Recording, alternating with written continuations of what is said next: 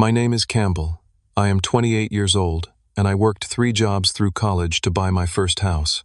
After years of sacrifice, while my entitled sister Megan was pampered by our parents, I finally achieved independence. During a family dinner, Megan smirked and announced she was moving into my house because our parents decided so. I calmly revealed I had sold the house, sliding papers across the table as their faces turned white. Before we dive into this story, let me know where you are watching from, and hit that like and subscribe button if family drama gets you fired up. Growing up in the Henderson family in suburban Connecticut was like living in 2 different households under the same roof. From my earliest memories, there was always an invisible line drawn between how my parents treated me and how they treated my younger sister Megan. We were not poor by any means. My father, Robert, worked as a regional manager at a pharmaceutical company, and my mother, Diana, ran a moderately successful interior design business from home. We lived in a spacious 4-bedroom colonial in a neighborhood with good schools and manicured lawns. From the outside, we were the picture of upper-middle-class success. But inside those walls, the difference in treatment was as clear as day and night. When I brought home straight, as in middle school, my mother would nod and say, "That is what we expect from you, Campbell." When Megan brought home B's and C's, there would be celebrations, ice cream trips, and effusive praise about how hard she must have studied. This pattern repeated itself through every milestone of our childhood. When I made the varsity baseball team as a freshman, my father said, "Do not get too distracted from your studies." When Megan made junior varsity cheerleading, my parents attended every competition, created elaborate signs, and threw parties afterward. My early interest in finance emerged around age 13. I would read the business section of the newspaper that my father discarded each morning, fascinated by the stock market reports and real estate transactions. When I asked for investment books for Christmas, my parents exchanged concerned looks. "Would not you rather have video games like normal teenagers?" my father asked. Meanwhile, Megan cycled through expensive hobbies, horseback riding, pottery, guitar lessons, abandoning each after a few months, with my parents cheerfully funding the next interest. By high school, I had accepted my place in the family hierarchy. I stopped seeking approval and instead focused on independence. While Megan partied her way through high school with a rotating cast of friends, I maintained solid grades, worked part-time at a local hardware store, and saved every dollar I could. My parents seemed more concerned about my lack of social life than proud of my work ethic. When college acceptance letters arrived, I received a partial scholarship to State University's business program. My parents' response was tepid. "We hoped you would aim for something more prestigious." A year later, when Megan got accepted to the same university with no scholarship, my parents beamed with pride. "She will have the full college experience without being distracted by work." This was when I made the decision that would define my adult life. I would pay my own way through college. The partial scholarship covered about 40% of my tuition, but I refused to take a dime from my parents or burden myself with excessive student loans. This meant working a lot. My schedule during those 4 years was brutal. I woke up at 5 in the morning to work the opening shift at a coffee shop near campus until 9, attended classes until 2 in the afternoon, worked at the university library until 7 in the evening, then waited tables at a local restaurant until midnight. Weekends meant double shifts at the restaurant. Sleep was a luxury I could rarely afford. It was during my sophomore year, while serving tables, that I met Alice. She was a nursing student with a similarly packed schedule, classes by day, hospital volunteer work by evening. We bonded over our mutual exhaustion and determination. Alice understood my drive in a way my family never did. She became my strongest supporter, never complaining when I had to cancel plans because of work or study commitments. "You are building something," she would say. "Most people our age are just drifting." My first real exposure to real estate came during junior year, when a regular customer at the coffee shop mentioned he needed help managing several rental properties. The pay was modest, but the education was invaluable. I learned about tenant screening, property maintenance, and most importantly, how real estate could build wealth over time. This knowledge lit a fire in me that has never dimmed. The stark contrast between my life and Megan's continued through college.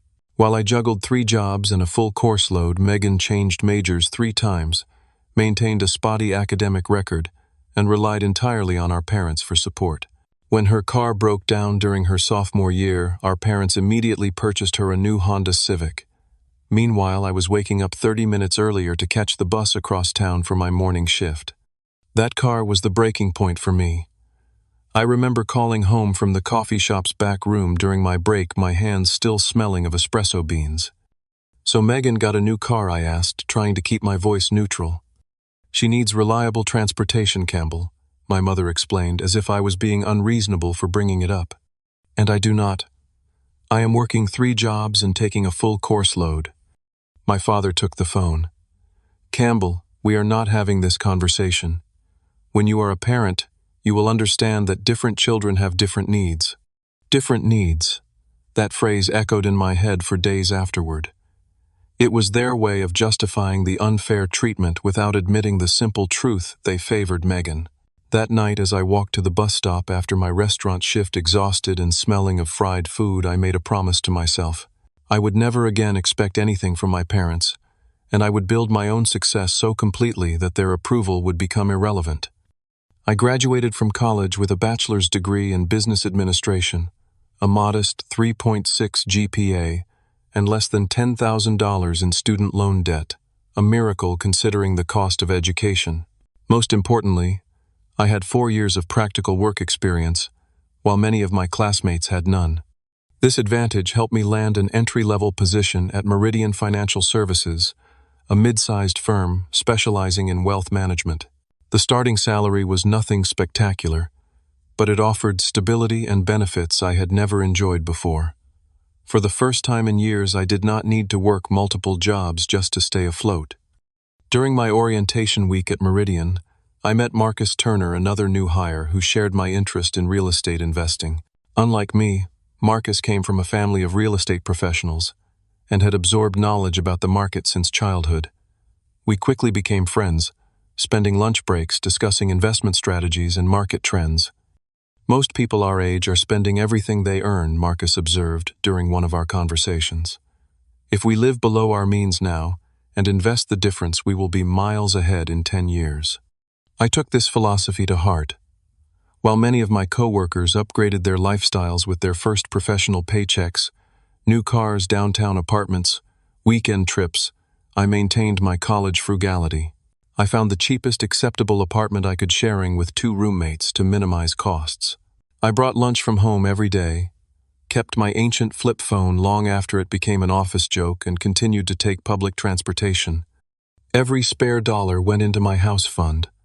I set up an automatic transfer that moved 25% of each paycheck into a separate savings account before I could be tempted to spend it. I took advantage of my company's 401 Kelvin match, but kept my other investments liquid, knowing I would need a sizable down payment sooner rather than later. This period of extreme saving lasted 3 years. I missed countless happy hours, turned down weekend getaways, and wore the same 5 work outfits in rotation. My parents thought I was being needlessly ascetic. Megan openly mocked my lifestyle whenever I came home for holidays. "You are making decent money now," my mother would say. "Why live like you are still a struggling student?" What they did not understand was that every sacrifice was bringing me closer to my goal. I was not depriving myself. I was investing in my future. Alice understood. By this point, she had completed her nursing degree and was working at the university hospital. Our relationship had deepened, weathering the challenges of our demanding schedules and limited resources. On weekends, instead of expensive dates, we would visit open houses in neighborhoods we liked, imagining our future. Someday, I would tell her as we wandered through homes we could not yet afford, we will have a place of our own. By the end of my 3rd year at Meridian, my dedication at work had earned me a promotion to junior financial advisor, bringing a welcome salary increase. More importantly, my house fund had grown to nearly $60,000, enough for a down payment in certain neighborhoods. I began working with Stephanie Winters, a real estate agent Marcus recommended. Unlike the flashy agents who dominated local billboards, Stephanie specialized in finding value where others missed it. Properties with good bones in transitional neighborhoods, fixer-uppers with solid structural elements, foreclosures that just needed some care. Most first-time buyers want everything move-in ready, she explained during our initial meeting. If you are willing to put in some work, you can build equity much faster.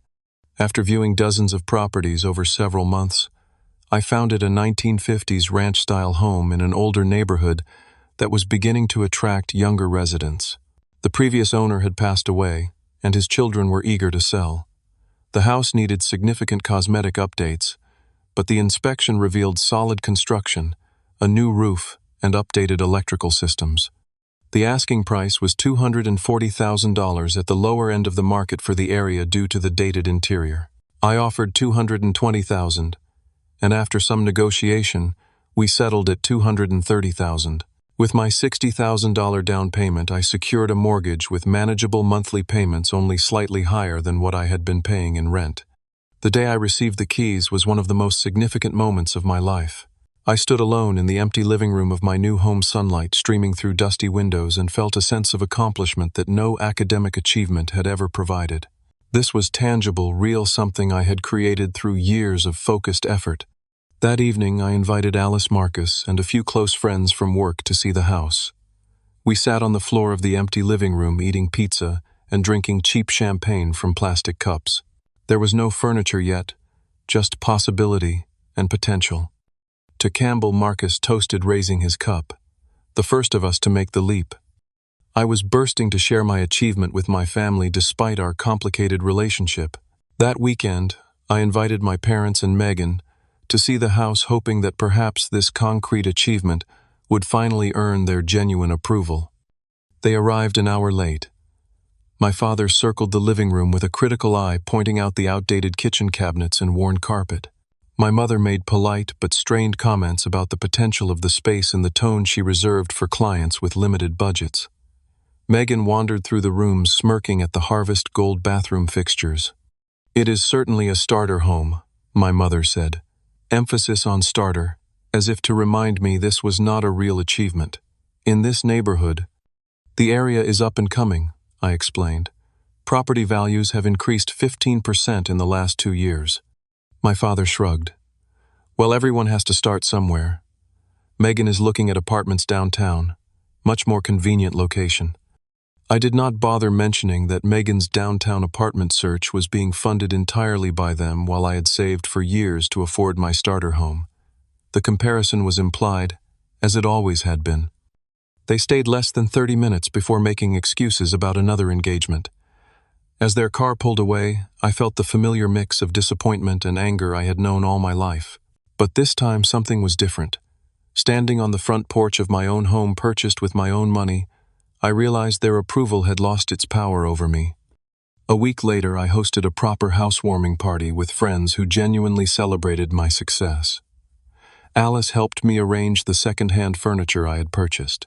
Marcus brought tools and offered to help with upcoming renovation projects. My supervisor from work, Trevor Blackwell, brought an expensive bottle of scotch as a housewarming gift and spent the evening talking about the local real estate market. "You have made a smart move," Trevor told me, gesturing with his glass toward the backyard. "Building equity young is how wealth starts." As my friends filled the house with laughter and genuine support, I realized I had created something my parents had never given me. A circle of people who valued me for exactly who I was not for, who they wished I would be. With the keys to my own home jingling in my pocket, I embarked on what would become a 2-year renovation journey. Every weekend became a workshop in home improvement. I started with the most urgent updates, ripping out the stained carpeting to reveal hardwood floors underneath that just needed refinishing, replacing the ancient water heater and fixing the leaky kitchen faucet. YouTube became my personal renovation university. I spent lunch breaks watching videos on tile installation, drywall repair, and basic plumbing.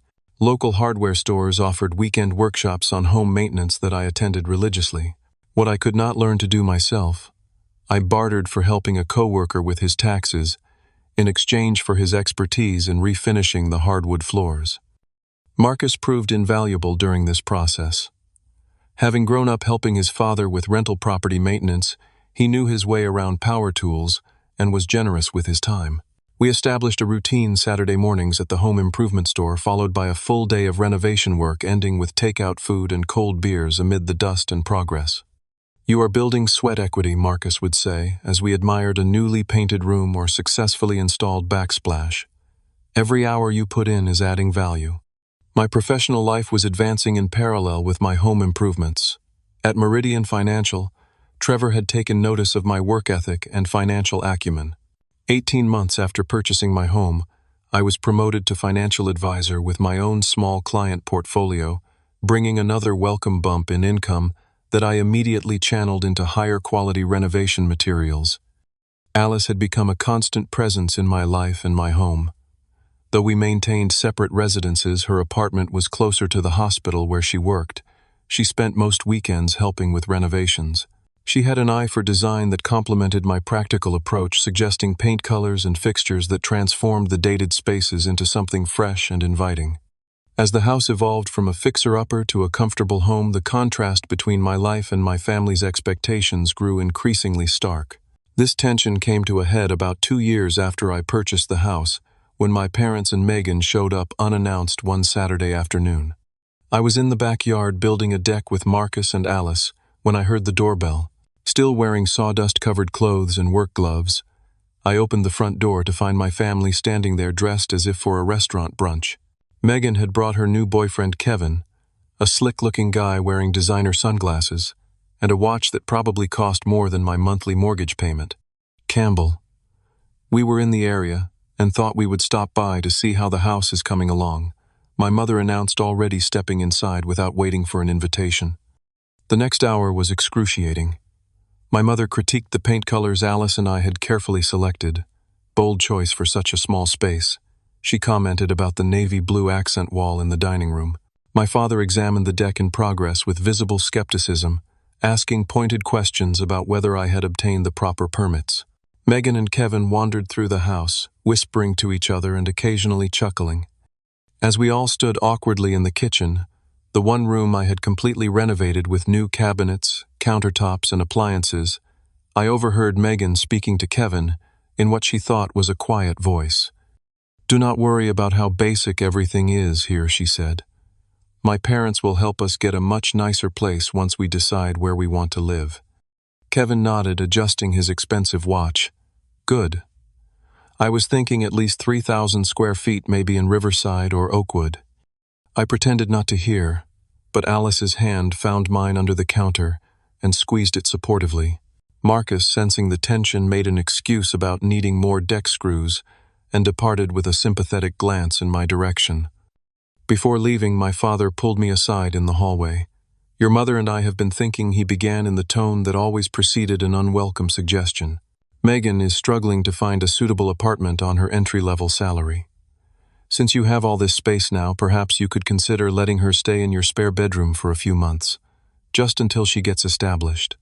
The request was so presumptuous that I momentarily struggled to respond. Megan had graduated over a year ago with a communications degree and had been working as a social media coordinator for a local boutique when she bothered to show up. The idea of her moving into the home I had sacrificed years to obtain while she continued to receive parental subsidies was absurd. "Dad, that would not work for a variety of reasons," I finally replied. "I am still renovating for one thing, and Megan and I have very different lifestyles." He frowned, clearly displeased with my answer. "Family helps family, Campbell. Your sister needs support right now." "I have supported myself since I was 18, I pointed out. "Maybe it is time Megan learned to do the same." The conversation ended there, but the request had planted a seed of unease. For the first time, I began to wonder if my parents might expect me to become Megan's safety net once their resources were exhausted. This suspicion was reinforced at Thanksgiving dinner, a few months later. Gathered around my parents' formal dining table, my mother clinked her glass to make an announcement. "Megan has some exciting news to share," she beamed. Megan straightened in her chair, tossing her hair back dramatically. "I have decided to quit my job at Everly Boutique," she announced. The environment was stifling my creativity. "I am going to take some time to find myself and explore opportunities more aligned with my personal brand." My parents nodded approvingly, as if quitting a stable job without another lined up was a sign of courage rather than irresponsibility. When I suggested that perhaps lining up another position First might be wise, the response was immediate and unified. Not everyone wants to be chained to a desk pushing papers, Campbell Megan snapped. Your sister needs to find her passion, my mother added defensively. We are supporting her decision, my father concluded firmly. Sometimes you need to take risks to find your path. I bit my tongue, remembering all the risks I had taken without their emotional or financial backing. Later that evening, as my father and I were alone in the kitchen, he casually mentioned that with Megan unemployed, they might need to tighten their belts. Your mother and I are not getting any younger, he said, loading dishes into the dishwasher. We had hoped to increase our retirement contributions this year, but with helping Megan that might not be possible. The implication hung in the air. I was doing well financially, so perhaps I should be contributing to the family pool. I deliberately changed the subject, but the conversation left me deeply unsettled. It was my Uncle Jim, my father's brother, who provided unexpected perspective during that same Thanksgiving visit. As we stepped outside for some air after dinner, he nodded toward my recently purchased certified pre-owned sedan in the driveway. Nice practical car, he commented. You have always had a good head on your shoulders, Campbell. Thanks, Uncle Jim. Sometimes I think my parents would prefer if I made flashier choices. He chuckled without humor. Robert and Diana have always had a blind spot when it comes to Megan. Been that way since she was born. We stood in silence for a moment before he added, I respect what you have built on your own. Not many young people would have your discipline. It was the first time anyone in my family had acknowledged my independence as a strength rather than a quirk or deficiency. That brief conversation with Uncle Jim provided validation I had not realized I still craved. Around this time, Marcus and I began discussing the possibility of a formal business partnership. What had started as casual conversations about real estate investing had evolved into a concrete plan. We had both been saving aggressively and had complementary skills, my financial analysis abilities, paired with his practical knowledge of property management and renovation. We could start small, Marcus suggested during one of our weekend renovation sessions. Find a distressed property, fix it up, either rent it for cash flow or flip it for a quick profit. The idea was exciting, but I was cautious. Let me finish getting this place where I want it first, I told him. Then I will be ready to take on another project. Little did I know that external factors would soon accelerate these plans in ways I could never have anticipated. The catalyst for the next chapter of my life arrived unexpectedly during a quarterly performance review at work. Trevor had always been supportive of my career, but on this particular afternoon he closed his office door and spoke with unusual directness. Campbell, I have been watching your work with our clients, particularly your interest in real estate portfolios, he began. There is something happening in the market that might interest you personally. He explained that Westfield Development, a major commercial real estate company, had secured approval for a mixed-use project that would transform several blocks near my neighborhood. They were quietly acquiring residential properties in the area at premium prices well above market value. They are keeping it low profile to avoid speculation, Trevor explained, sliding a brochure across his desk. But as someone who lives in the target area, you should know your property might be worth substantially more than you realize. That evening, I called Marcus from my car in the office parking garage, too excited to wait until I got home. We agreed to meet at my house immediately. When he arrived, we spread the development plans across my dining room table and began analyzing the potential impact. They are planning retail on the ground floor, luxury apartments above, and a boutique hotel on the corner lot, Marcus noted, tracing the schematics with his finger. Your house sits right in the acquisition zone. We spent hours researching Westfield's previous projects, confirming their legitimacy and financial backing. This was no speculative venture. The company had a 20-year track record of successful developments and was backed by a consortium of institutional investors. If they are offering above-market prices, you could be looking at a substantial windfall, Marcus concluded. But you need to be strategic about this. The potential opportunity was exhilarating, but it presented an ethical dilemma. I had poured my heart and soul into renovating this house. Each room represented countless weekends of work, problem-solving, and small victories. It had become more than just a property. It was the physical manifestation of my independence. That night after Marcus left, I sat on my back deck with Alice sharing a bottle of wine as I explained the situation. What do you think I asked after laying out all the details? Am I crazy to even consider selling after all the work we have put in? Alice considered the question thoughtfully, swirling the wine in her glass. This house represented a specific goal at a specific time in your life, she finally said. You wanted to prove you could do it on your own, and you did. But maybe your goals have evolved. What do you mean? The house itself is not the achievement, Campbell. The achievement is what you built. Your financial independence, your skills, your confidence. Those go with you wherever you live. Her perspective helped clarify my thinking. We stayed up late discussing possibilities, investing the proceeds in multiple rental properties, accelerating the business partnership with Marcus, maybe even purchasing a larger home where we could build our future together. By morning, I had made my decision. I would quietly explore the possibility of selling to Westfield, but I would keep the process completely confidential. Given my family's increasing hints about financial support and Megan's unstable situation, I worried they might try to insert themselves into any windfall I received. I contacted Stephanie, the real estate agent, who had helped me purchase the house, swearing her to secrecy about my intentions. She reached out discreetly to Westfield's acquisition team, presenting my property as a potential acquisition without naming me as the owner. The response was immediate and enthusiastic. Within a week, Stephanie called with news that made my heart race. Westfield was prepared to offer $740,000 for my property, more than 3 times what I had paid just 3 years earlier. They want to move quickly, Stephanie advised. Their project timeline is accelerating, and your property is in a key location for their plans. After consulting with a real estate attorney to review the offer and terms, I accepted. The due diligence period was brief, as Westfield had already done environmental and structural assessments of the entire neighborhood. We set a closing date for 30 days later, with a significant earnest money deposit that demonstrated their commitment. During this period, I met with a financial advisor not affiliated with my workplace to avoid any conflicts of interest, to develop a strategy for the proceeds. We created a diversified plan that would allow me to 1. Purchase a new primary residence in a more established neighborhood. 2. Invest in 2 rental properties with Marcus as business partners. 3.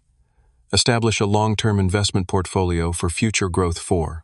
Set aside a portion for capital reserves and emergencies. One evening, as Alice and I were discussing how to furnish our potential new home, our conversation naturally turned toward our future together.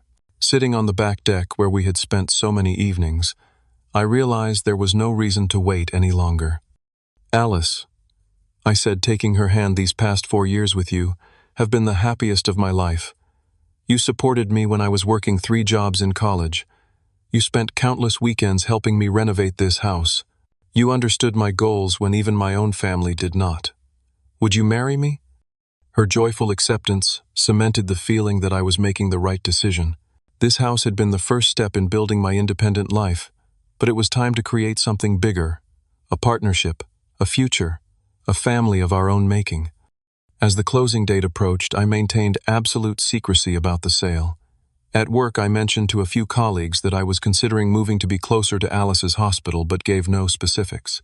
To my family, I said nothing at all, despite increasingly frequent calls from my parents. Through Uncle Jim, I learned that my parents had been supporting Megan even more extensively than I had realized. They had paid the security deposit and first 3 months' rent on her previous apartment, covered her car insurance and phone bill, and regularly loaned her money for basic expenses that never seemed to be repaid. They refinanced their house last year, Uncle Jim confided during one of our occasional lunches. I do not think their retirement accounts are where they should be at their age. This information reinforced my decision to keep the house sale private. If my parents were already compromising their retirement to support Megan's lifestyle, they might see my windfall as a solution to their financial strain. The closing occurred without a hitch. On a Thursday afternoon, I signed the final paperwork and received confirmation of the wire transfer, $740,000, minus the remaining mortgage balance and closing costs, deposited directly into my newly established investment account. That evening, as I walked through the empty house one last time, I felt a complex mix of emotions: pride in what I had accomplished, gratitude for the opportunities it had provided, and excitement for the future. I had 30 days to vacate the property, having negotiated a rent-back agreement to give myself time to find a new home. The next morning, I received a text message from my mother, 2A, family dinner this Saturday, at Rossini's at 7. Important matters to discuss, attendance mandatory. The formal tone and choice of venue, an expensive Italian restaurant my parents reserved for special occasions, raised immediate suspicions. I confirmed my attendance, adding that I would be bringing Alice. Just family for this dinner, my mother replied immediately. Alice is family. I responded, a small act of rebellion that signaled the shifting power dynamics that were about to unfold.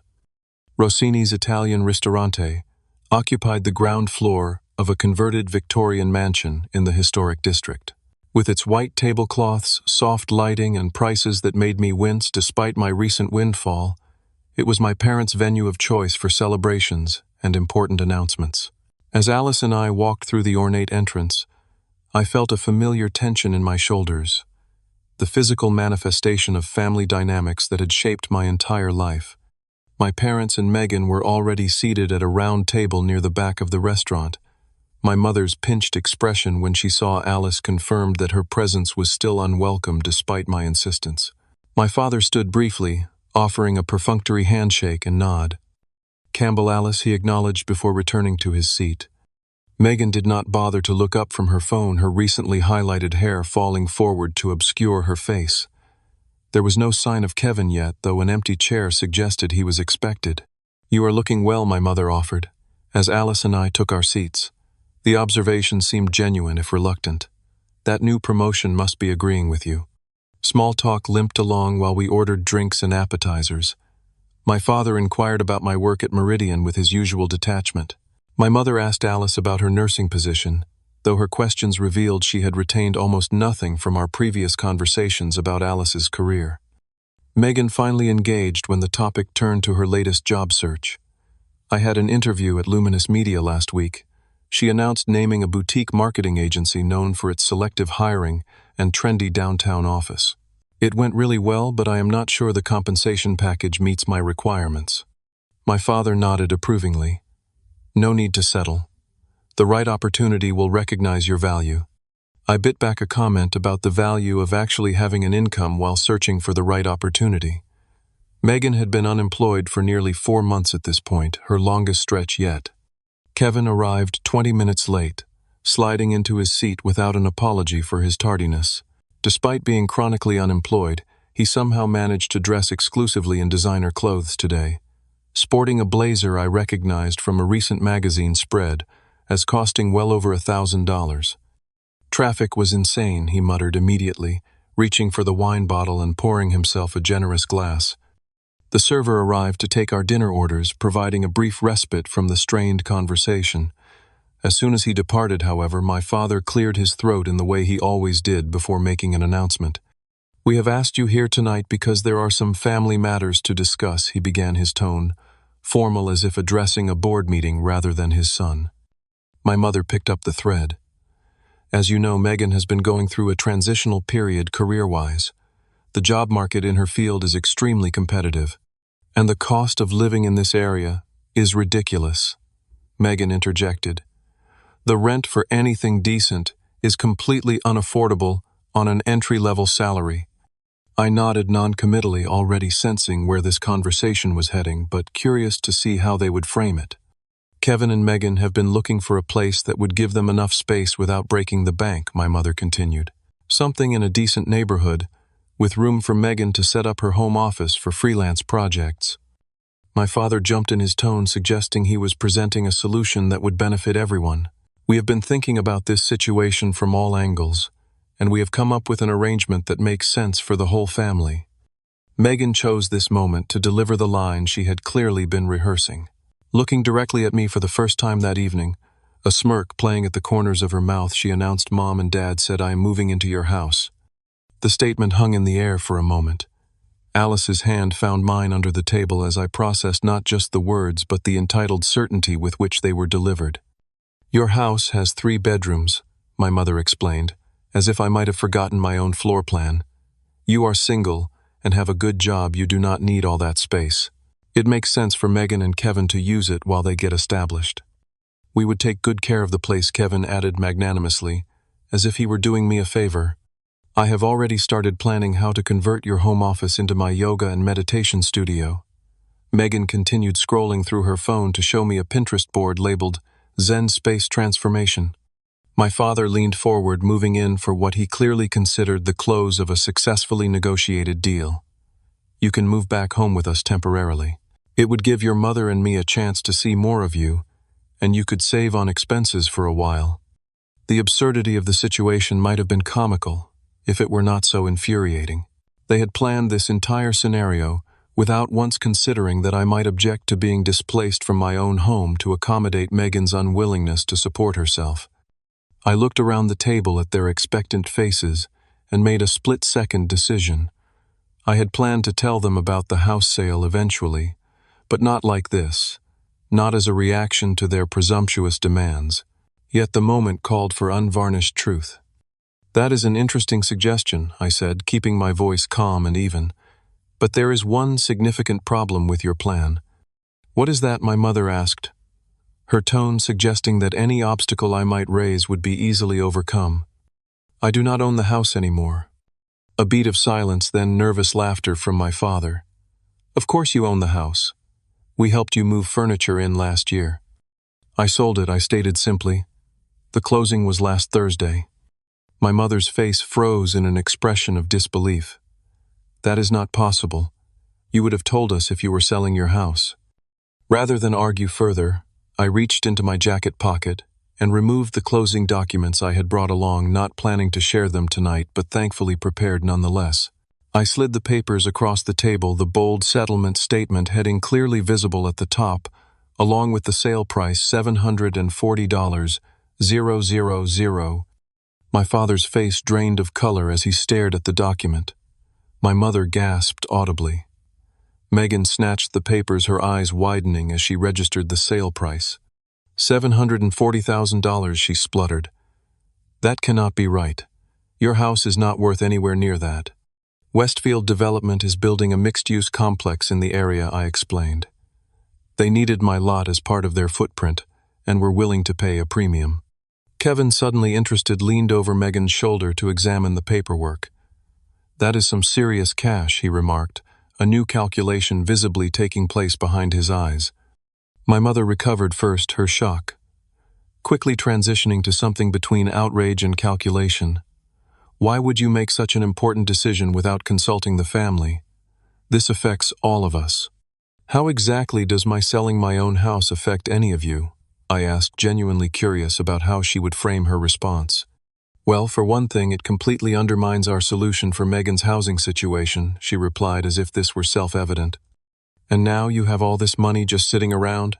Megan added accusingly. Money that could help family. I looked at Alice, who gave me a subtle nod of support. Actually, the proceeds are already allocated, I informed them. Part is going toward a new primary residence for Alice and me. Alice and you, my mother repeated. Yes, I confirmed. We are engaged.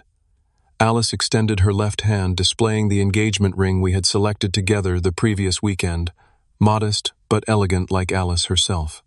Rather than offering congratulations, my parents exchanged alarmed glances, clearly recalculating how this development affected their access to my resources. Surely you are not spending the entire amount on a house, my father pressed. With that kind of windfall, there would be an opportunity to help family members in need. The rest is being invested, I replied vaguely, not mentioning the specific plans for rental properties with Marcus. Kevin, never one for subtlety, cut to the chase.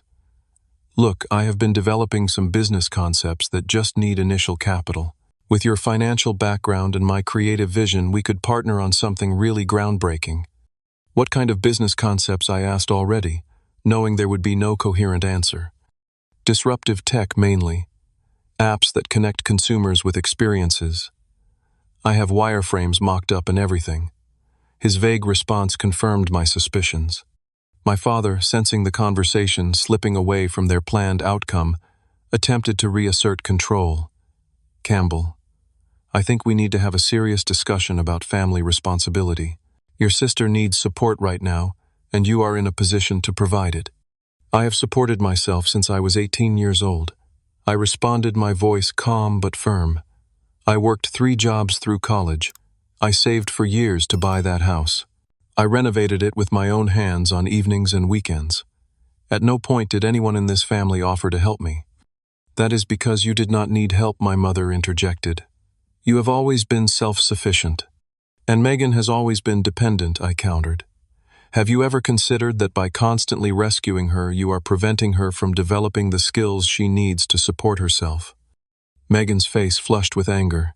Just because you have some pathological need to prove yourself does not mean everyone has to struggle unnecessarily. Family is supposed to help family. I agree completely, I replied. Family should help family. But help does not always mean financial bailouts. Sometimes real help means encouraging independence and personal responsibility. My father's expression hardened. So you are refusing to assist your sister after your windfall? That seems remarkably selfish.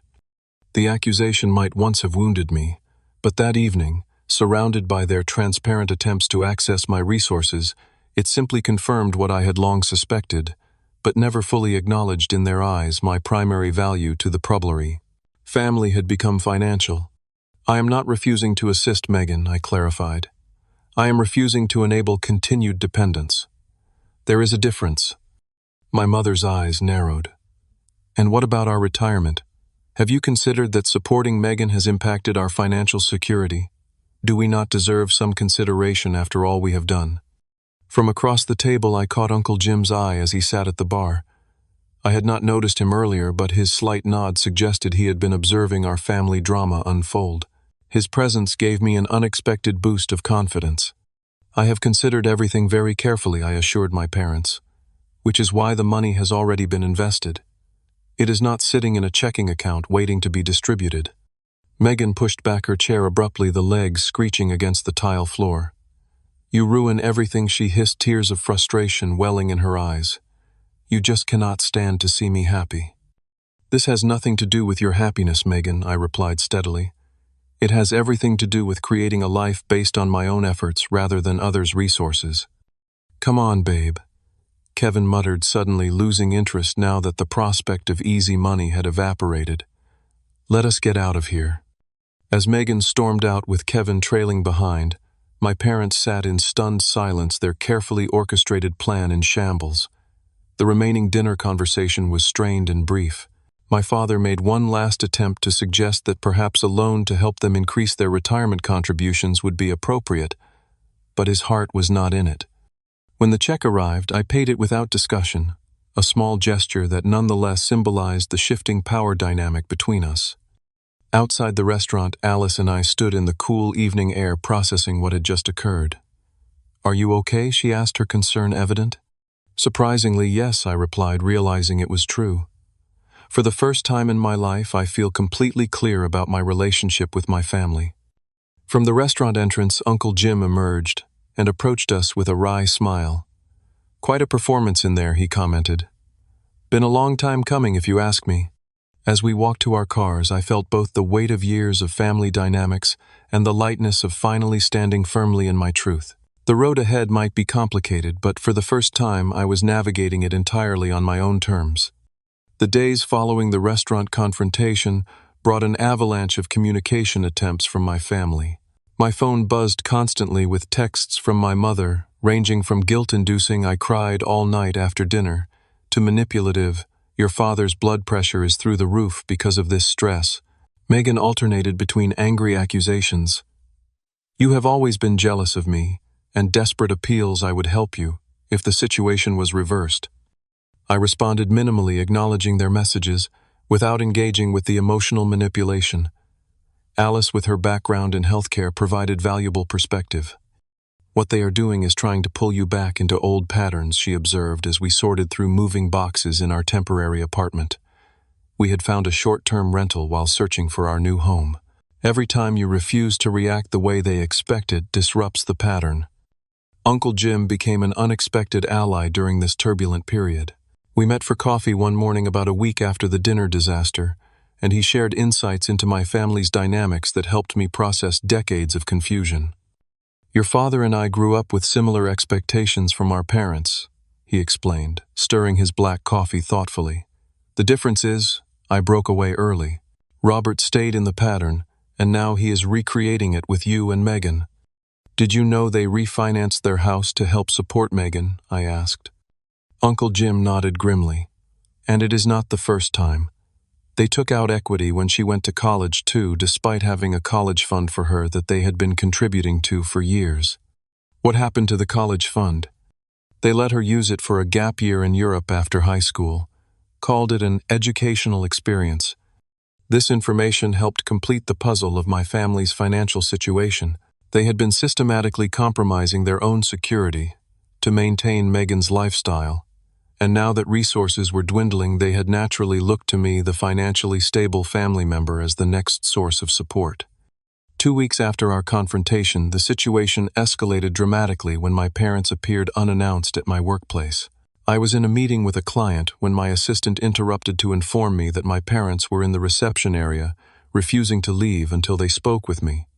Embarrassed and angry, I excused myself from the meeting and found them sitting stiffly in the visitor chairs, my mother clutching her designer handbag, my father wearing the stern expression he reserved for serious disciplinary conversations. When I was a child. This is completely inappropriate, I told them, in a hushed voice. I am with a client. You have been avoiding our calls, my father replied loud enough that heads turned in the open office area. You leave us no choice but to address this in person.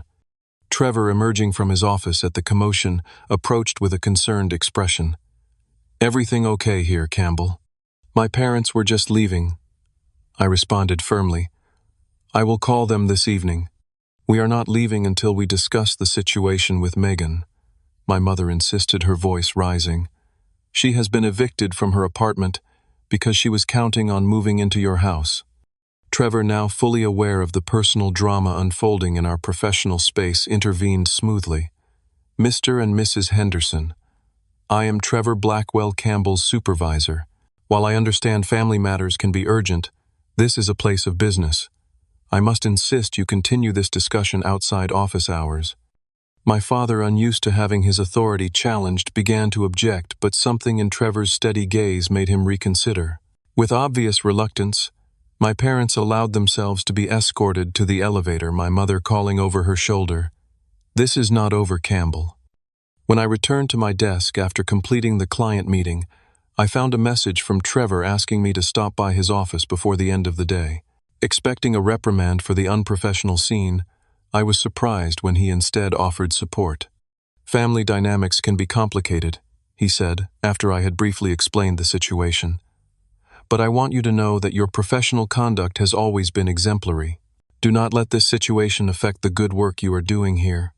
His understanding reinforced my growing awareness that I had built a professional reputation entirely separate from my family's dysfunction, a reality they seemed unable to grasp. That evening, true to my word, I called my parents. The conversation was predictably difficult. They informed me that Megan had indeed received an eviction notice for non-payment of rent and was temporarily staying in their guest room along with Kevin. Her unemployment benefits have run out, my mother explained, as if this were an unforeseeable natural disaster rather than the predictable consequence of months without job seeking. And the rental market is impossible right now. I am sorry to hear that, I replied, genuinely concerned about Megan's well-being despite our differences. Has she looked into roommate situations, or perhaps Kevin could contribute to their expenses? My father dismissed these suggestions immediately. Kevin is focusing on developing his business concepts right now, and your sister should not have to live with strangers at her age. The conversation circled back to their central premise: I had resources, Megan had needs, and therefore I should provide a solution. When I again refused to offer financial assistance, my father escalated to threats. You need to understand something, Campbell, he said, his voice cold. If you continue to turn your back on this family in our time of need, there will be consequences to that choice. What consequences exactly? I asked. You would no longer be welcome in this family, he stated bluntly. Your mother and I have discussed it, and we are in agreement. Either you help your sister, or you are no longer our son. Though I had been gradually separating myself emotionally from my family for years, The explicit ultimatum still landed like a physical blow. For a moment I was that little boy, again desperately seeking approval that never came. "I need to think about this." I finally responded, my voice steadier than I felt. After hanging up, I sat in the dark of our temporary apartment, waiting for Alice to return from her night shift at the hospital. When she arrived and I shared the ultimatum, she held me as unexpected tears came, not for the threatened loss of my current relationship with my parents, but for the loving relationship I had never had and now never would. The next day, Uncle Jim called with disturbing news. "Megan has gone on quite a tear on social media," he warned. "You might want to check her profiles." Sure enough, Megan had posted a series of increasingly dramatic accusations across multiple platforms. Without naming me directly but making it obvious to anyone who knew our family, she described being betrayed by my own blood and left homeless because of one person's greed and selfishness. The posts had generated dozens of sympathetic comments and offers of support from her friends.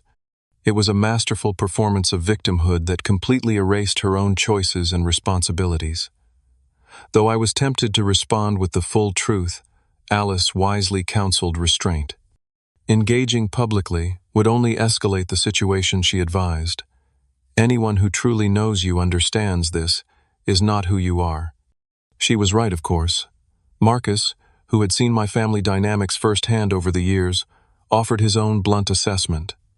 "They are trying to use social pressure to make you cave. Classic manipulation tactic." During this tumultuous period, Alice and I continued our search for a new home. With the proceeds from my house sale and Alice's savings, we found a beautiful 4-bedroom colonial in an established neighborhood with excellent schools, a home where we could envision raising a family someday. We were in the middle of signing the purchase agreement when my phone buzzed with a notification that Megan, Kevin, and my parents were outside our apartment building. Reluctantly, I went downstairs to meet them in the lobby, asking Alice to stay behind and continue with the paperwork. The four of them stood in an accusatory semicircle, my mother's eyes red from crying, my father's expression thunderous, Megan looking simultaneously victimized and vindictive, and Kevin hovering awkwardly in the background.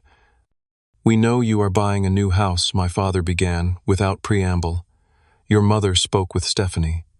I made a mental note to be more careful about who had access to my personal information in the future. "Is that why you are here?" "To discuss my housing choices," I asked, already knowing the answer. "We are here because you have a choice to make," my father continued. "Either you provide financial assistance to your sister, we are thinking 20% of your house proceeds would be fair, or we are done. No more holidays, no contact, nothing." I looked at each of them in turn, seeing the situation with painful clarity. This was not about family love or mutual support. It was a transactional relationship in which my value was measured solely by my willingness to provide resources. "I have already made my choice," I told them quietly.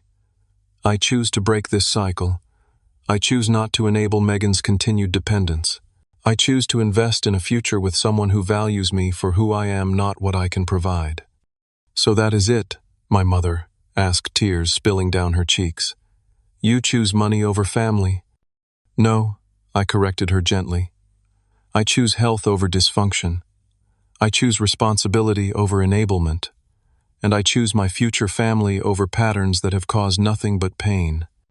Megan stepped forward, her face contorted with anger. "You have always been selfish, always thinking you are better than everyone." "I do not think I am better than anyone, Megan. I just made different choices, and now I am living with the consequences of those choices, good and bad. You have the same opportunity." My father placed his hand on my mother's shoulder. "Let us go. He has made his position clear."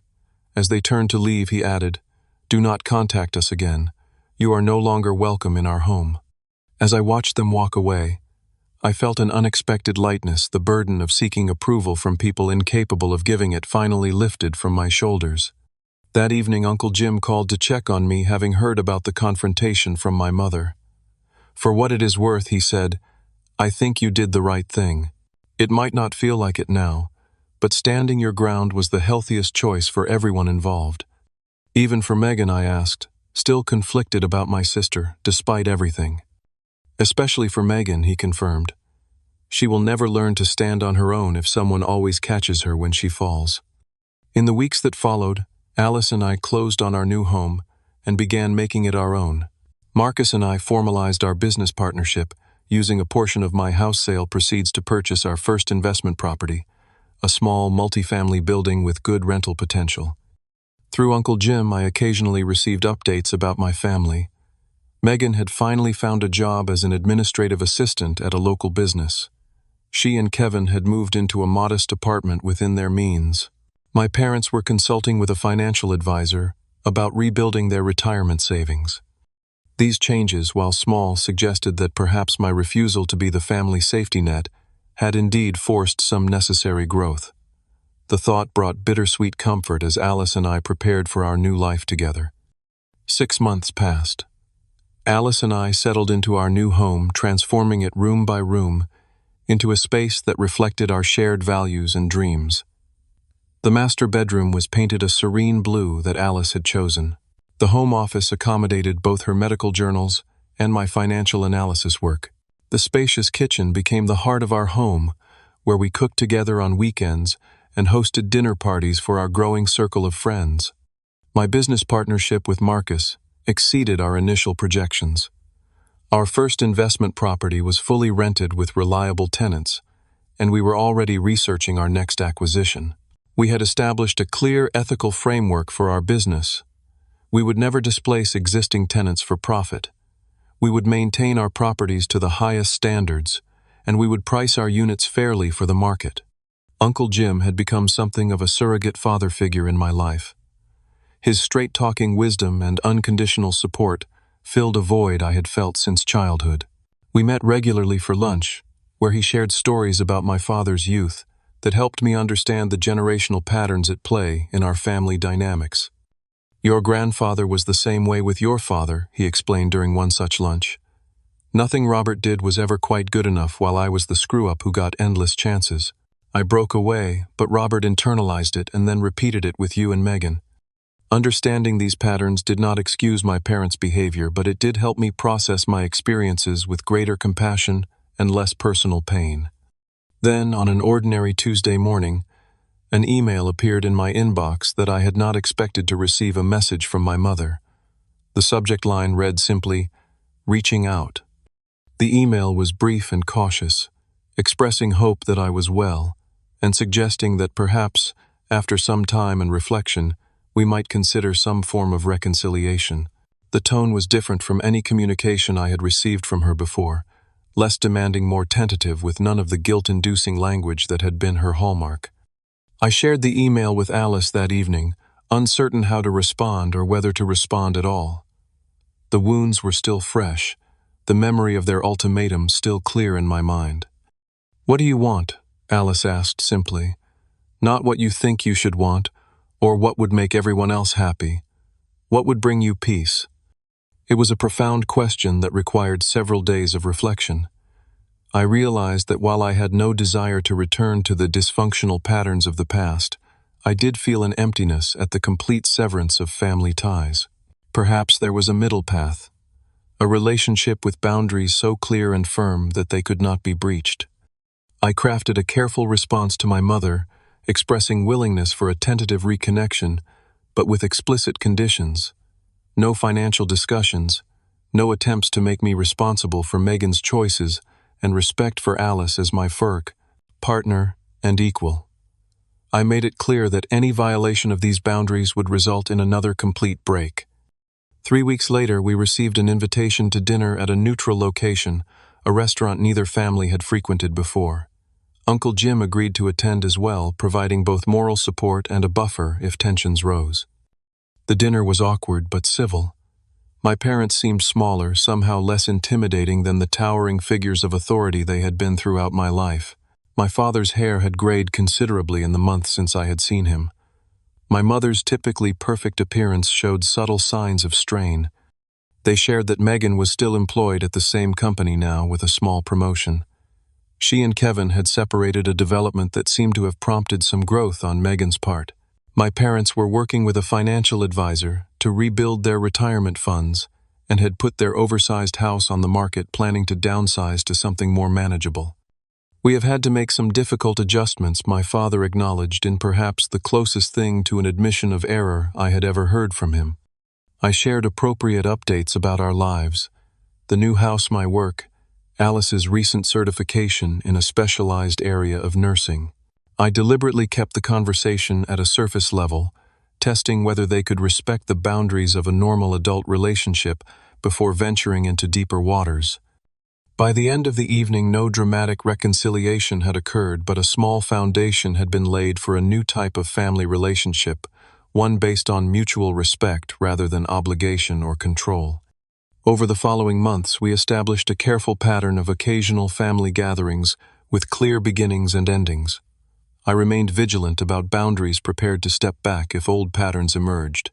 To my surprise, my parents largely respected the new parameters, perhaps finally recognizing that the alternative was no relationship at all. Megan and I developed a cordial, if distant, relationship. The entitled sister of my youth had been replaced by a more subdued version, who seemed to be slowly learning the connection between choices and consequences. We would never be close, but we could coexist peacefully at family events.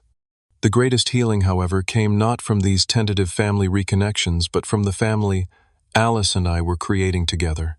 Our wedding day, held in the garden of our new home with Marcus, as my best man and Uncle Jim giving a toast that brought tears to my eyes, marked the beginning of a family built on mutual support, respect, and genuine love. To Campbell and Alice, Uncle Jim said, raising his glass, "Who teach us that the strongest foundations are built with our own hands, and that the most powerful act of love is sometimes simply standing in your truth."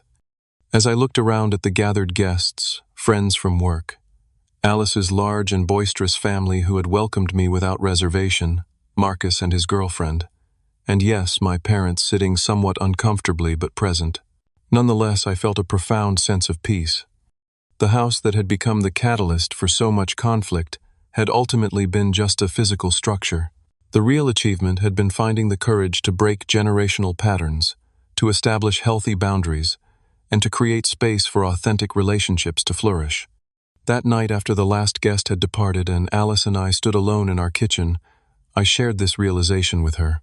The house they wanted to take became the boundary they could not cross, I reflected, and ultimately the lesson they needed to learn. Alice nodded understanding, as she always did. "And what lesson did you learn?" she asked softly. "That my worth was never determined by their approval," I answered, "and that sometimes the greatest act of love is refusing to participate in patterns that harm both the giver and receiver." As we moved forward into our life together, I carried this understanding like a compass, guiding me toward healthier relationships and more authentic connections. The pain of being the less favored child would always be part of my story, but it no longer defined me. Instead, it had become the catalyst for building something stronger, healthier, and infinitely more valuable. A life of my own choosing, surrounded by people who valued me for exactly who I was. Have you ever had to set difficult boundaries with family members who did not respect your independence? Comment below with your experience. If this story resonated with you, please hit that like button and subscribe to hear more real-life stories about overcoming family challenges. Remember, sometimes the most difficult choices lead to the greatest personal growth. Thank you for listening, and I wish you the strength to stand firm in your own truth, whatever that may be.